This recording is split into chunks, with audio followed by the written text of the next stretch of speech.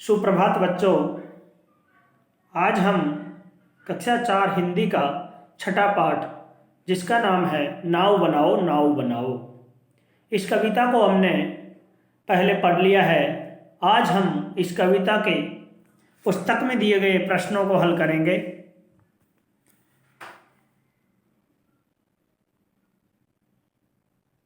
देखिए, पहला प्रश्न है, क्या कहते मेरे क्या बस का। ये एक लाइन दी हुई है जो कविता में दी हुई थी। ये लाइन, क्या कहते मेरे क्या बस का, भैया ने क्या बहाना किया और क्यों किया था। तो कि भैया ने कहा कि नाव बनाना उनके बस का काम नहीं है, ये बहाना उन्होंने किया था।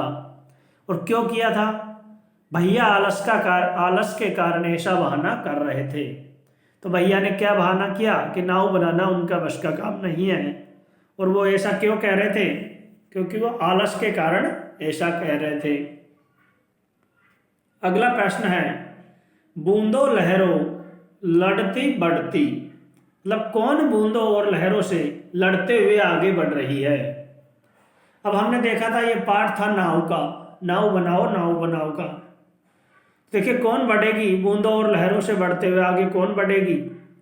तो रंग बिरंगे कागजों से बनी नाव बूंदों और लहरों से लड़ते हुए आगे बढ़ रही है।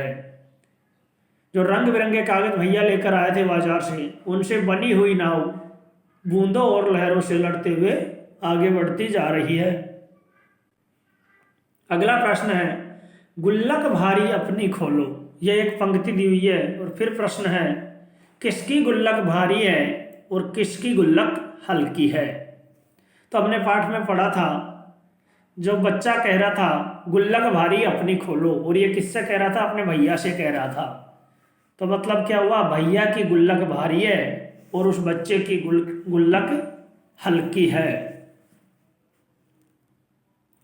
अब आगे देखिए, नाव की कहानी। एक बार फिर से कविता पढ़ो। इस कविता में एक नाव के बनने और पानी में सफर करने की कहानी छिपी है।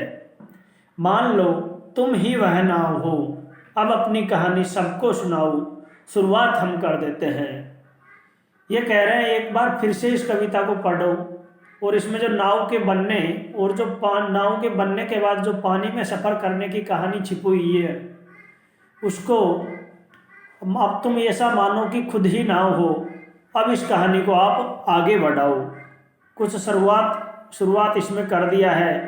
मैं एक नाव हूँ, मैं कागज से बनी हूँ, मुझे एक लड़के ने बनाया, उसका नाम तो मुझे नहीं पता। पर अब इस कहानी को आपको स्वयं को आगे बढ़ाना है। देखिए, अलग अलग विचार हो सकते हैं, तो उसी विचार के साथ इस कहानी को आगे बढ़ाओ जैसा आपको उचित लगे। आगे है आहा बारिश। तुमने बरसात पर पहले भी कभी कोई कविता या लोकगीत सुना होगा, उसे नीचे दी गई जगह में लिखो। देखिए, नाव बनाओ, इस कविता में हमने पढ़ा था कि ये बारिश के मौसम के समय की कविता थी। तो उसी पर आधारित कोई भी बारिश पर आपको कविता या लोकगीत अगर आपने सुना है, तो उसको आपको लिखना है यहाँ पर। तो देखिए, आप में से कोई भी कविता या लोकगीत आप यहाँ पर लिख सकते हैं। लेकिन आपको पता होगा, जब आप कक्षा 2 में पढ़ते थे, उस समय आप एक पाठ था, वो भी छठाई पाठ था हिंदी का, बहुत हुआ। तो वो भी एक बारिश से संबंधित कविता थी। तो हम उसको लिख रहे हैं यहाँ पर कि बादल भैया बहुत हुआ, कीचड़ कीचड़ पानी पानी, याद सभी को आई नानी, सारा घर दिन रात चुआ, जाए कहाँ कहाँ पर खेले, घर में फंसे बोरियत झेले, जो पिंजरे में मौन सुआ, सूरज दादा धूप खिलाए, ताल नदी सड़कों से जाए, तुम भी भैया करो दुआ। तो ये कक्षा 2 की हिंदी पुस्तक का छठा पाठ है, ये बहुत हुआ, उसको मैंने यहाँ पर लिखा है। आप कोई और भी यहाँ पर और कोई सी भी कविता आप लिख सकते हो बारिश से संबंधित। अगला है, पानी सचमुच खूब पड़ेगा। ये पंक्ति है और नीचे दिया हुआ है, सचमुच शब्द का इस्तेमाल करते हुए तुम्हें 2 वाक्य बनाने हैं। सचमुच शब्द का इस्तेमाल करो और 2 वाक्य बनाओ। तो देखिए, रीना सचमुच में बहुत ही नटखट है। और दूसरा वाक्य है, सरदार भगत सिंह सचमुच में एक महान देशभक्त थे। आप कोई भी और दो वाक्य बना सकते हैं, आपको केवल सचमुच शब्द का प्रयोग करते हुए बनाने हैं। आगे है, सात समुद्र गिर गिर कर बादल लाया है, सात समुंदर भर लाया है। ये पंक्तियां हमने कविता के अंदर पढ़ी थी। तो पता करो सात समुंदर कौन कौन से होंगे जिनसे बादल पानी भरकर लाया है। अब ये आपको पता है कि सात समुंदर का दिया हुआ है, उसमें सात समुंदर भर लाए हैं, तो ये तो हमें पता होना चाहिए ना सात समुंदर कौन से हैं, तो उसके बारे में यहाँ पर दिया हुआ है। अब देखते हैं सात समुद्रों के नाम। तो देखिए, सात समुद्रों के नाम है प्रशांत महासागर, हिंद महासागर, अटलांटिक महासागर, उत्तरी ध्रुव महासागर, दक्षिणी ध्रुव महासागर, अरब सागर और बंगाल की खाड़ी।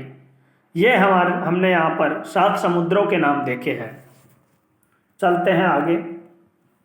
क्या सचमुच बारिश के बादल समुद्र से पानी लाते हैं? वे इतना सारा पानी कैसे लाते होंगे? आपस में बातचीत करके पता करो। तुम इस काम में बड़ों की या किताबों की मदद भी ले सकती हो। अब देखिए, उसमें हमने पढ़ा था गिर गिर कर बादल छाया है, सात समुंदर भर लाया है। तो क्या सचमुच में बारिश के बादल समुद्र से पानी लाते हैं और वो बरसाते हैं? और वो इतना सारा पानी कैसे लाते होंगे, इस बारे में आपको आपस में बातचीत करके इसका सही आंसर आपको देना है। लेकिन जो आंसर अभी है आपके सामने वो ये है, हाँ ये सच है कि बारिश के बादल समुद्र से पानी लाते हैं। समुद्र का पानी सूर्य की तेज रोशनी से भाप बनकर आकाश में चला जाता है। यही भाप ठंडी होकर पानी की बूंदों के रूप में जमा हो जाती है और फिर वर्षा के रूप में धरती पर गिरती है। इसे ही बारिश कहते हैं।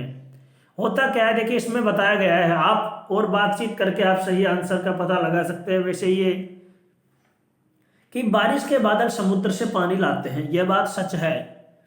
क्या होता है, समुद्र का पानी सूर्य की तेज रोशनी आती है और उसको पानी भाप बनाकर आकाश में चला जाता है समुद्र का पानी, और वो आकाश में जाकर जमा हो जाता है और फिर वो बूंदों के रूप में जमा होता है। और जब भी बारिश होती है तो वो बूंदों के रूप में धरती पर गिरता है और उसे ही बारिश कहते हैं।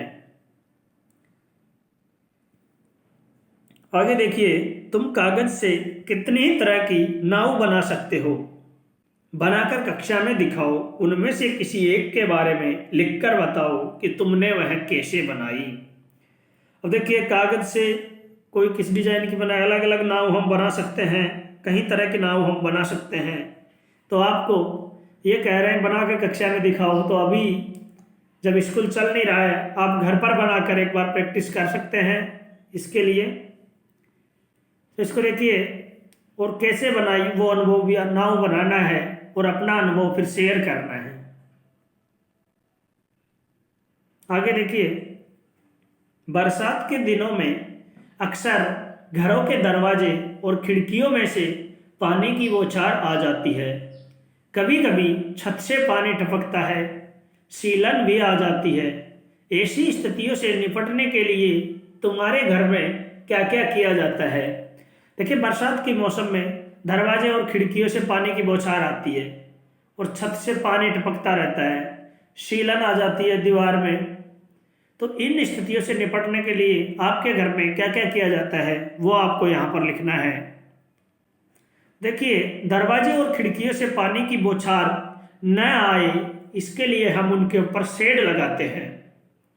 छत से पानी टपकना बंद करने के लिए हम छत की मरम्मत करवा देते हैं और सीलन से बचने के लिए हम दीवारों पर प्लास्टिक पेंट लगवाते हैं। और आप इसमें कुछ और भी ऐड कर सकते हो।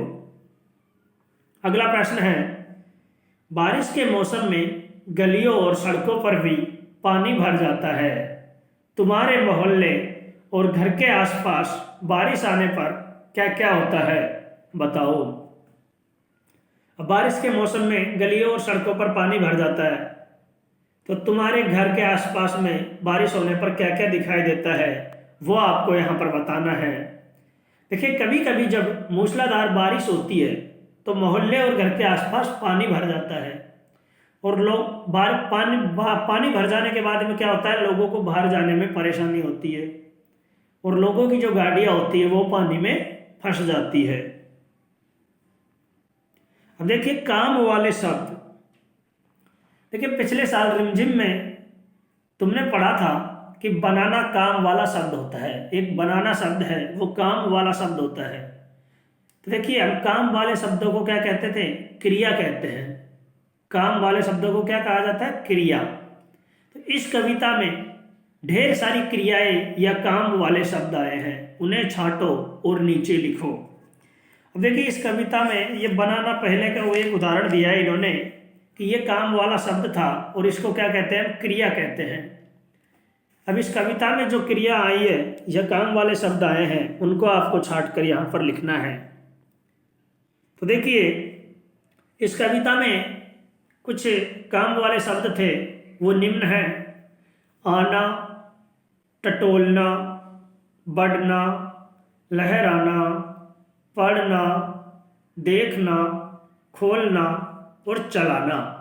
ये हमने 8 काम वाले शब्द इस कविता से छांटे हैं। अब देखते हैं आगे।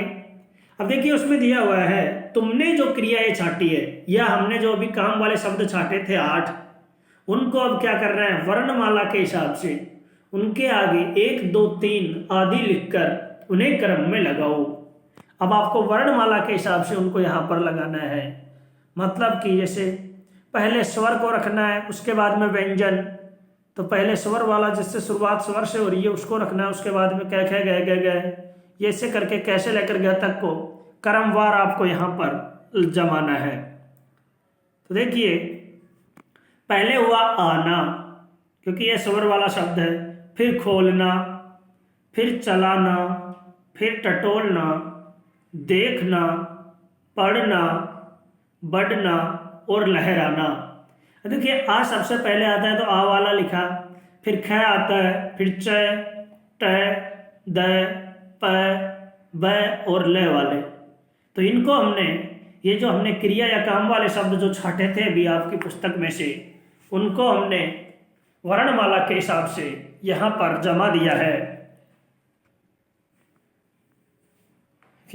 धन्यवाद सभी को।